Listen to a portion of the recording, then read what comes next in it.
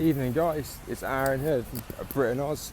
I'm going to make a short little sports video, mainly based on a story that broke in Australia today about a rugby league player being tested positive for cocaine and the consequences that he faces. So the player in question is Ben Barba. He's fullback / winger for the Cronulla Sharks. He's just actually been released from his contract and he's facing I think a 12-week ban.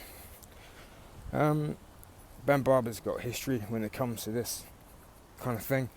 He's had alcohol problems in the past, he's had gambling problems in the past, family issues as well. So honestly, this doesn't come as a great surprise. I was hoping he'd turn the corner since those kind of days, but it always hasn't changed, and he hasn't changed the people that he's associated with, and that's a real shame for him. He's a great player. On his day, he's the most exciting player in the competition. He won the Dalian medal in 2012, and that's basically, those of you who don't know, the award that's given to Player of the Year. He was at Canterbury when he won that, and then he got released by Canterbury the year after that because of his off-field issues. He then wound up at Brisbane, played a season for them, bit of a mixed bag. He was then released by Brisbane. He was then picked up by Cronulla Sharks. Again, his first year was mixed. Couldn't really get too much game time, had a few injuries. And then last year, he played very, very well. To be fair to him, he had a good year. Ends up winning a premiership. And then, unfortunately, this has happened. Now, drugs in sport is nothing new. Bear in mind, he's been found tested positive for a recreational drug. It's not a performance enhancing drug, it's recreational. So that begs the question, well, should these guys be overtly punished because they've been found guilty of using a recreational drug? I mean, Mark Bosnich, Australian goalkeeper, who's at Chelsea, he was tested positive for cocaine. You've got Eti Mutu, a Romanian player, he was at Chelsea, it must be a London thing. He was tested positive for cocaine. He was banned for 18 months. Wendell Saylor, he was a rugby league and union player, a winger, tested positive for cocaine, banned for 2 years, and that's pretty much the end of his career. Now, there are plenty more, I can go on and on. Now, bear in mind, this is a recreational drug, and it does not make you play better. If anything, it probably makes you play worse. So, I don't get drug tested. I don't take drugs, but I don't get drug tested at work.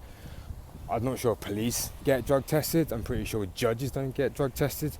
I'm pretty sure doctors don't get drug tested. Lou certainly doesn't get drug tested. And she saves lives every single day. So whether it's fair that athletes are subject to this much drug testing, particularly for recreational drugs, you have to ask yourself. I mean, I understand the testing for performance enhancing, of course I do, but recreational, I'm not sure if that's fair. I mean, it's not providing them with any advantage over their competitors because they're snorting cocaine.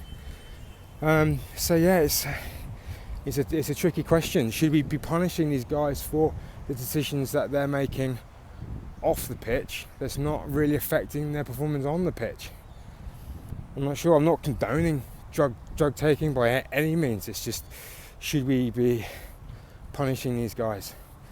You may turn around and say, well, they're role models. They're role models to our children, and we follow their actions. But if this news hadn't broken that he'd taken cocaine, or if they hadn't even tested for cocaine, would we have known that he'd taken cocaine? Probably not. So then his reputation in society is unblemished in that regard. So is it a harsh punishment? I feel like he's been made a bit of a media scapegoat in this. I feel for the guy. I feel for him. On one hand, I feel for him because I feel like it's a bit of a harsh. He's had a bit of a harsh go. You don't want these guys taking cocaine, but at the end of the day, it's his life choice that he makes. The other hand, I don't feel sorry for him because he's had so many chances. He's messed up over and over and over again. When does it end? When does he learn his lesson that he can't be an idiot and keep messing up like this? He's gone to Thailand to a rehab facility. I really hope he gets his act together, but unfortunately I feel like his NRL days are done. He'll probably end up playing in a Super League.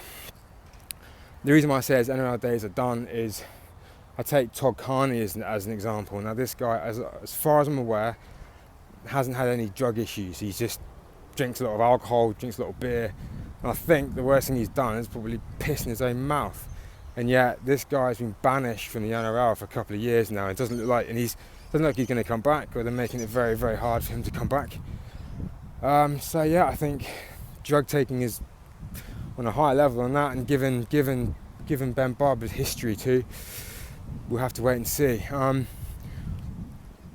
With that kind of punishment, the NRL certainly are not consistent. You've got Mitchell Pearce, who's done things in the same kind of level as Todd Carney, and yet Mitchell Pearce is still here. He was basically given a slap on the wrist and said, "Don't do it again." Did it again, another slap on the wrist. So I feel the NRL are pretty unbalanced when it comes to this sort of thing. But hopefully they'll become a bit more consistent in their punishments.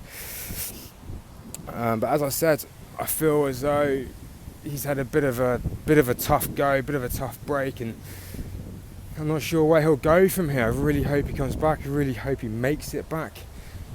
And maybe whether the drug testing was part of his Cronulla contract, hence, and part of his contract was stipulated he needs to be tested for recreational drugs as well as performance enhancing. That may well be the case given his past. Who knows? But yeah, I hope he comes back from this. He's a great player to watch, even if he's a bit of an idiot.